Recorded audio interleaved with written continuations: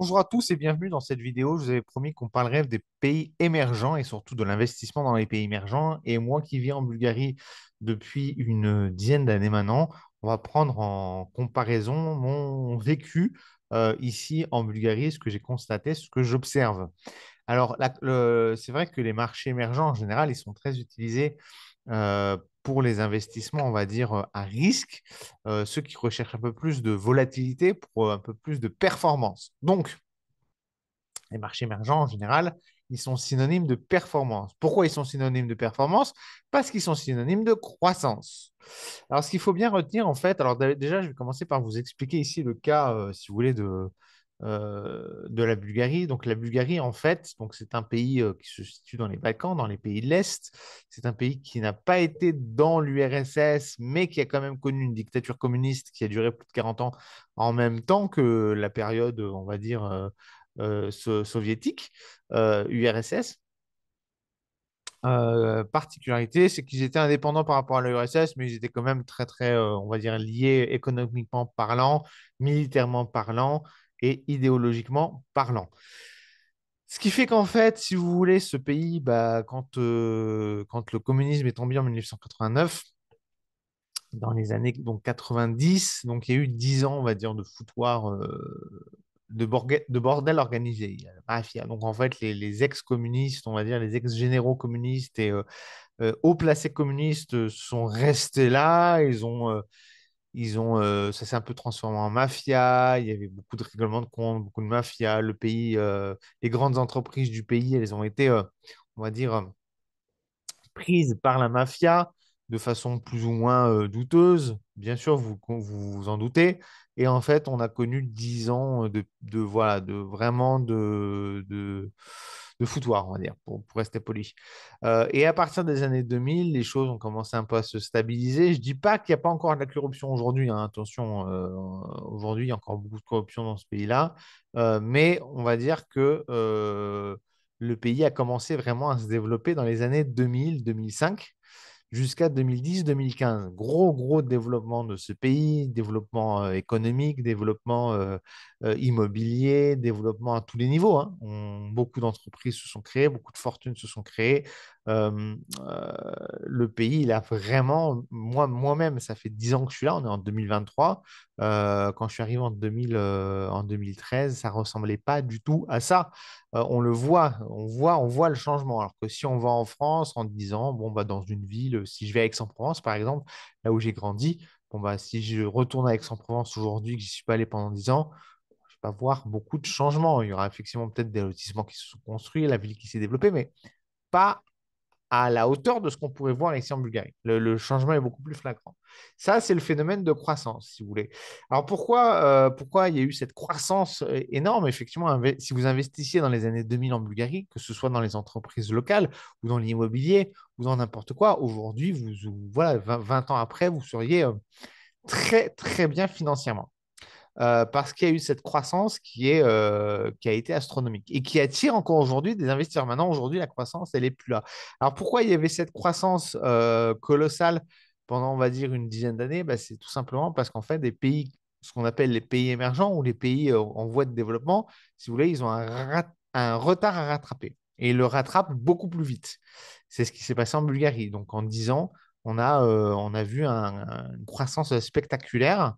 Euh, mais la croissance, il ne faut pas oublier que c'est l'accélération. Alors, effectivement, bah, l'économie, elle accélère pour se remettre à niveau. Aujourd'hui, on n'a plus cette croissance depuis 2, 3 ans, je dirais peut-être même un peu plus. On n'a plus cette croissance spectaculaire qu'on pouvait connaître dans le passé. Pourquoi? Parce que, eh ben, à mon sens, alors ça, c'est vraiment très, très personnel, mais un point de vue très personnel, mais quand on rattrape le retard, bah, finalement, les arbres montent pas jusqu'au ciel. Une croissance très très rapide, il y a le revers de la médaille. Donc soit ça ralentit et après on adopte un mode de croissance, on va dire, plus traditionnel, plus classique. Et à ce moment-là, effectivement, on perd de l'intérêt de l'investissement euh, dans les pays émergents. Soit on a l'effet inverse. Donc, j'ai envie de dire, le revers de la médaille. C'est ce qu'on voit par exemple en Chine avec la crise de l'immobilier. Bah, la Chine, alors la Chine, c'est l'exemple par excellence des pays émergents qui ont connu une croissance à deux chiffres pendant des années. Ils se sont considérablement enrichis, j'ai envie de dire, économiquement parlant. Attention, il y a encore des ouvriers ou quoi qui gagnent très peu d'argent, mais économiquement parlant, la Chine, elle a explosé, mais trop. Et du coup, aujourd'hui, on n'a plus une croissance à deux chiffres comme ce qu'on pouvait avoir il y a encore 5 ou 10 ans. Aujourd'hui, la croissance, alors certes, elle est positive, hein, la croissance de la Chine, elle doit être autour de 4%, mais on est bien loin des 12, 15, 17, 18% de croissance qu'on pouvait avoir en Chine il y a quelques temps. Donc voilà, c'est ce que je voulais dire quand je vous parlais des pièges de l'investissement dans les pays émergents, c'est qu'on peut être attiré par ce phénomène d'accélération, ce phénomène de croissance qui en fait juste qui s'explique juste par le fait qu'en fait, c'est des pays qui rattrapent le retard qu'ils ont et qui profitent aussi d'un contexte. Par exemple, la Bulgarie, c'est le pays où la main-d'œuvre est moins chère. C'est le pays où on paye un peu moins d'impôts en Europe. Donc, ils rattrapent leur retard grâce à des avantages un peu comme ça économiques qui attirent des entreprises, qui boostent tout. Mais ah ben, à un moment donné, là, le coût de la vie en Bulgarie, il est plus si faible. La main-d'œuvre, elle est en augmentation. C'est aussi ce qui se passe en Chine. En Chine, la main-d'œuvre, elle est plus si bon marché que ça. Et du coup, il y a des entreprises qui font marche arrière par rapport à la Chine et qui cherchent d'autres alternatives.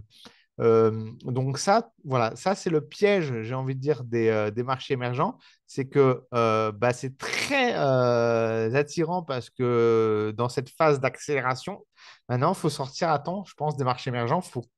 Alors moi, je n'investis pas dans les marchés émergents. Je n'ai pas de connaissances assez approfondies là-dessus. Je me suis peut-être pas assez penché sur la question aussi. Moi, comme vous le savez, si vous suivez mes vidéos et si vous avez déjà suivi mon autre chaîne YouTube ou d'autres vidéos que je fais, moi, j'investis principalement dans Danone, Nestlé, Coca-Cola, PepsiCo, Pernod Ricard, Mondelez. Enfin bon, bref, je vous ferai un jour une vidéo peut-être sur mon portefeuille pour vous décrire mon portefeuille. Mais moi, j'investis sur des grosses entreprises qui sont en place et qui sont déjà leaders mondiaux dans leur domaine. Alors, c'est sûr que la croissance que mon portefeuille, enfin la performance de mon portefeuille, elle est moindre que si j'avais investi en Bulgarie ou en Chine il y a 10 ans. Ça, c'est sûr. Voilà. Mais par contre, je pense qu'il faut quand même faire attention parce que là, on arrive sur un niveau. En tout cas, c'est ce que j'observe en Bulgarie. En Bulgarie, on commence à arriver en haut de la courbe. Donc attention pour les investisseurs qui arrivent. Il y a eu beaucoup de spéculation immobilière aussi ici. Ici, si on va dans les lotissements, etc., on voit il y a des lotissements qui ont été construits entiers, des résidences entières, mais qui sont vides. Ça va trop vite. En fait, ce qu'il y a, c'est que quand on est sur des pays émergents, la croissance, elle s'envole à fond. Et à un moment donné, vous savez, comme si on saute en l'air, vous savez, il y a cette période où on est dans les airs, on touche plus pied, on est dans les airs et après on retombe et ça fait mal. Et c'est aussi ce qu'on voit en Chine. En Chine, c'est incroyable. Ils ont fait des villes, mais des villes entières qui sont vides en anticipant que la croissance, elle continuerait sur cette courbe à deux chiffres. Mais non, finalement, ce n'est pas le cas. Et le retour à la réalité fait très mal. Donc, les marchés émergents, si vous voulez investir dans les marchés émergents, il faut trouver des marchés, des pays, des zones géographiques qui sont encore dans cette phase de croissance très forte à deux chiffres au début, idéalement, de cette croissance à deux chiffres. Donc, il faut choisir des pays qui sont un peu en retard par rapport au reste du monde. La Chine, c'est fini. Hein. À mon avis, la Chine, c'est fini. Ils ne sont plus du tout en retard. La Bulgarie, ils ne sont plus vraiment en retard non plus. Quel pays pourrait être... Peut-être les pays d'Afrique qui ont encore un retard à rattraper. Certains pays d'Amérique du Sud. Mais il faut choisir des pays qui ont encore ce retard. Si vous choisissez des pays qui sont plus en retard, c'est fini. C'est plus des pays émergents et leur courbe de croissance, elle est sur la phase descente, on va dire.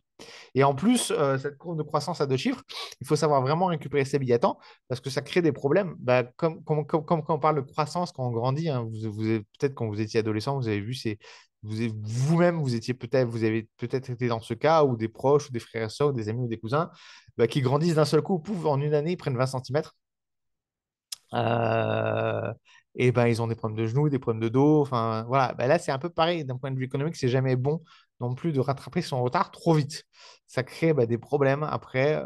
Ça crée des scénarios, par exemple, sur les taux d'intérêt ou d'autres scénarios où finalement on s'habitue à un certain niveau de taux d'intérêt. On se dit, bon, bah, du 8%, par exemple, en Bulgarie, crédit à 8%, 10%, 12%, ce n'était pas un problème. Dans les années 2005, si vous vouliez faire un crédit immobilier, c'était du 12-15%. Mais ce n'était pas un problème. Le marché de l'immobilier, il explosait, tout explosait. Voilà, aujourd'hui, vous faites du 12% à la banque, vous vous faites éclater parce que le marché de l'immobilier n'est plus ce qu'il est.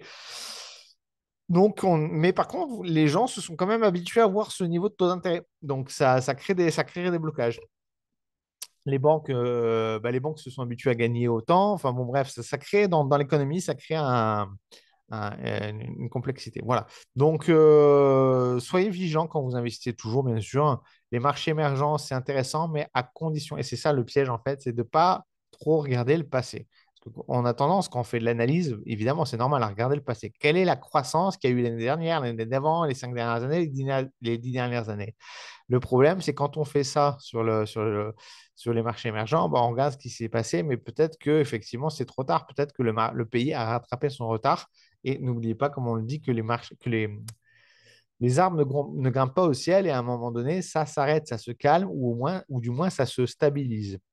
Et voilà, c'est tout ce que je voulais vous dire aujourd'hui. Voilà, je vous souhaite une très bonne journée.